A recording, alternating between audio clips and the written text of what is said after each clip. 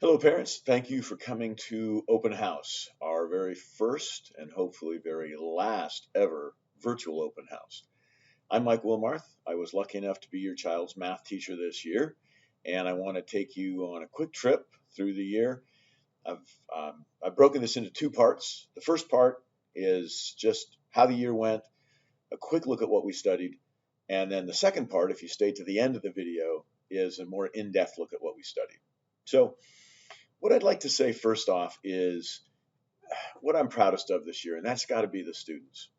Many of your children became successful self directed learners this year. I've taught at Redwood 20 years. There has never been a year like this. This year, more than ever, students had to take ownership of their own learning. We split our day into two parts. Half that day, students were with teachers, either virtually or in person.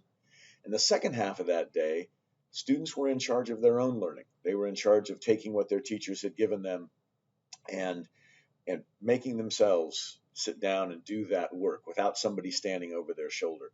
Many of our students did a fantastic job with that. And I think as unfortunate as this year was, that's going to be the silver lining for a lot of them is that understanding of, hey, wait, I can direct my own learning. I can make myself successful. Second thing I'm proud of, they kept a smile on their face through all this. Um, Again, super challenging time. The ones that came to class in person came and were enthusiastic. Many of the ones online who stayed home for virtual learning were equally enthusiastic. A lot of good conversations in the chat. And lastly, the thing I'm happy about, proud about, it kind of follows the second one is we laughed. Um, Early on in the year, I told a joke, a corny dad kind of joke, and a lot of them laughed. Maybe some of them more at me for telling a joke like that than with me, but they let me know they liked some humor in the room, which is great because that's how my 20 years have been. And I wasn't sure how this year was going to go, but we kept right on with that part. So I would share jokes with them, and I put some of them in the agenda. Here are some that they particularly liked. Of course, the vampires at Christmas. Who wouldn't love everything tasting like peppermint and gingerbread? The Empire Strikes Out. That was, that hit the Star Wars kids. A couple kids looked at that and weren't sure exactly about it, but then kids were happy to explain what that was all about. Count Dracula seems to be a vampire theme here, and the last one, the buddy system. They really liked that. There was a lot of conversation about that one. It turned into almost a verbal field trip. Sometimes at middle school you can't get kids to talk at all. That was something that got them going. They talked about, field trips they had taken in kindergarten and first grade, and it was just a lot of fun to listen to. As far as what we learned this year, it wasn't all laughs. We did a lot of math. Here's a layout of the things that we covered. Integers and rational numbers. We talked about algebraic expressions, equations and inequalities, did work on ratios and proportions, percentages. We're just getting into geometry, and hopefully before the year's over, we'll have a chance to hit that probability and statistics. So this was our menu of things for the year. And at the end of the video, I'm going to go into that part in more detail. I do want to make sure, though, because we were asked to keep this fairly short, I do want to make sure there's this opportunity to say thanks. There were a lot of things to be appreciative of this year. The extra support provided at home was a huge one. Parents have always been an important part of their children's learning, but this year more than ever, parents were asked to step in that role of being a co-teacher, of being that person who is there offering that encouragement, being the cheerleader, getting their child to try that problem one more time. So thank you for that. Entrusting us with your children. We always tell your children that there are a lot of things you want out of us as a school, help you learn math, help you become better readers. But the number one thing is to keep you safe. And in the midst of all this, you sent us your children and gave us that opportunity. And then finally, everything you did for the past 12 years. When kids arrive at middle school, they arrive with that 12 years influencing who they are. And when you look at the kids that we have and you look at the enthusiasm for learning that they have, how kind they are to one another. I noticed I was looking at the video I sent you all at the start of the year and realized I'm wearing the same shirt I wore in that video, which is very appropriate because the be kind thing was extra huge this year. Your children are like that. They're kind to one another. And that's, you can't ask for a lot more than that. So I feel very fortunate to have gotten to know your children this year. I learned a lot about some of them, and I really look forward to the ones that I didn't get already to meet in person, meeting them in person. I've had some good in-person conversations with kids. Back to that laugh part, there was a girl who decided that those hand wipes that we use every day to clean the rooms would make good hair extensions. You know, that's the kind of fun they made out of a difficult situation. So I look forward to meeting the ones I haven't met already next year when they're eighth graders. I'm lucky enough to have the classroom in a hallway full of eighth grade classrooms also. So I'll get to meet them then. And who knows, maybe they'll have some better jokes for me for the next year's seventh graders. So once again, thank you. Be sure you get a chance to hear the presentation your children put together. They've got something for you as well. And if you hang on, I'm going to do a more in-depth piece on the math we covered this year. All right. Thanks so much.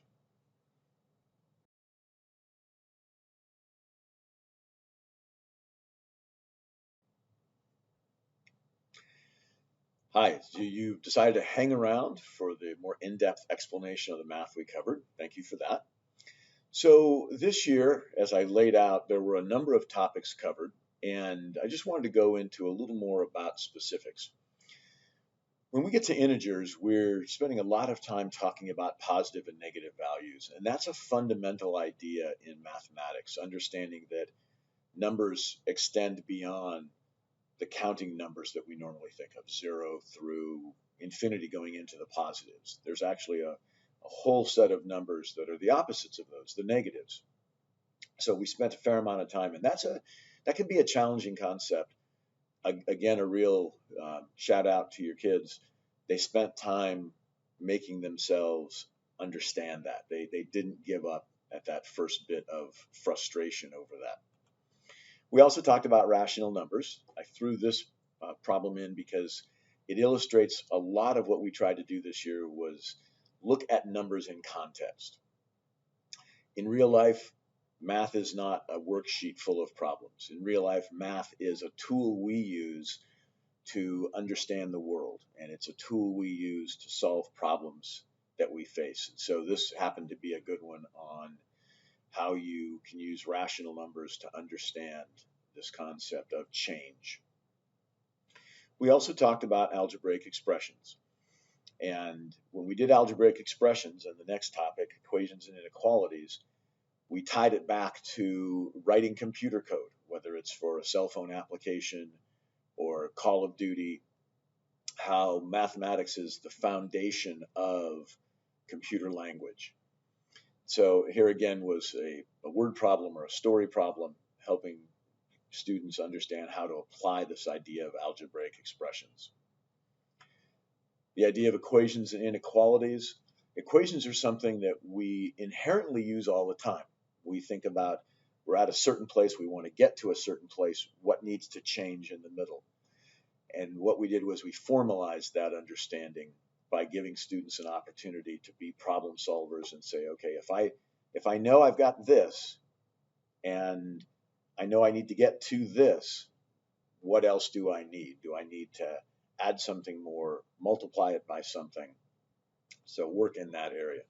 Ratios and proportions. Life is full of ratios and proportions, whether it's cooking, whether it's mixing fertilizer. You're going to water your plants, and the fertilizer comes as a concentrate, and it tells you you need one cup for this many gallons, or 1 teaspoon, depending on the fertilizer, for this many gallons. Reading maps. So I included 2 problems here. One has to do with map reading, and the second has to do with what we think of as traditional ratios. Another topic that is a foundational topic is the idea of percents. I included this problem because it illustrates that idea that percents don't stand alone from decimals or fractions. Really, decimals, fractions, and percentages are simply a variety of ways of showing the same value. We pick the representation we use depending on what we're trying to do. So, and depending on how we want to communicate, because again, math is very much about communication. So if we're running a store and we're putting something on sale, we probably wouldn't say this is going to be 1/5 off. People would go, well, and now I got to sit and figure that out. We'd say it's going to be 20% off. On the other hand, if you are baking something, you don't talk about how much flour you need in percentages. You talk about half a cup. You wouldn't say you're going to use 50% of a cup of sugar or 50% of a cup of flour. You'd say half a cup. So depending on usage, and that's a big part of understanding how to apply mathematics. In the concept of geometry, I threw this problem in because it's a good opportunity for students to learn a rule, to understand the idea of complementary angles being two angles that total 90 degrees, and then being able to go back to something like the idea of equation solving and saying, all right, I know the total has to be 90. I have 39. What else do I need? And seeing that there are a variety of ways of getting to that. You could count up from 39 till you get 90. You could do 90 minus 39. Also visualizing, being able to look at that and saying, okay, I can see that that new angle is going to be bigger than the existing angle. So that gives an opportunity to make sure that the answers we're coming up with make sense. And then the topic we haven't gotten to yet, but we're going to try to get to because it's really a lot of fun, is the idea of probability and statistics. The idea that mathematics can help us understand the world in a way that aids our decision making. Should I buy this thing? Common conversation there is you go to almost any item, an electronic item on Amazon, for example, and they'll offer you the chance to buy a warranty. Would you like to extend the warranty? Probability helps you understand when that makes sense and when that doesn't. So this is a topic that we'll close the year with. So that's it on what we covered for math. I want to reiterate what I said at the front end of the other video. Really appreciate all the support we got from parents this year. You definitely made a difference in your child's learning, and I think your kids are ready for 8th grade. Next year is going to be a good year, and next year will be an in-person year. So we have a lot to look forward to there. So thanks for staying through all of this. Really appreciate it. Make sure you get the chance to see what your kids put together because they want to share their impression of 7th grade as well. All right. Have a great rest of your night.